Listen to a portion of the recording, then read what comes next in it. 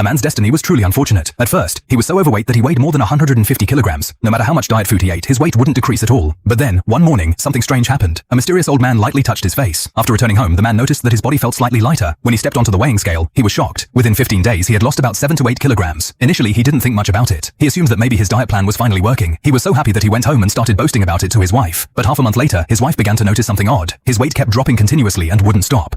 She suspected that there might be a serious illness in his body.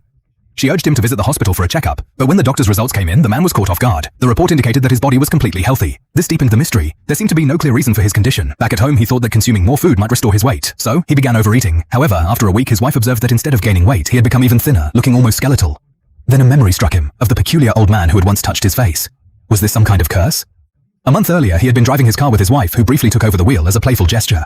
Suddenly, their vehicle crashed head-on with a woman coming from the other side. The crash was so violent that the woman died instantly. Shockingly, the man used his cunning arguments in court and managed to prove himself innocent. Thinking about this, something suddenly clicked for him. The next day, he went to the police station to investigate, and what he had suspected turned out to be true. The woman who had died was the old man's daughter. Now he understood why the old man had come to take revenge for his daughter's death. After much effort, he found the location of the old man. That very night, he took his car and reached there. As soon as he arrived, the old man's younger daughter started shouting at him. She said that he had killed her sister and escaped punishment by exploiting the law. Therefore, he wasn't deserving of any mercy from their family. The man remained silent because he knew he was at fault. Slowly, he lifted his shirt and showed his extremely frail stomach, but the people in front didn't show the slightest pity.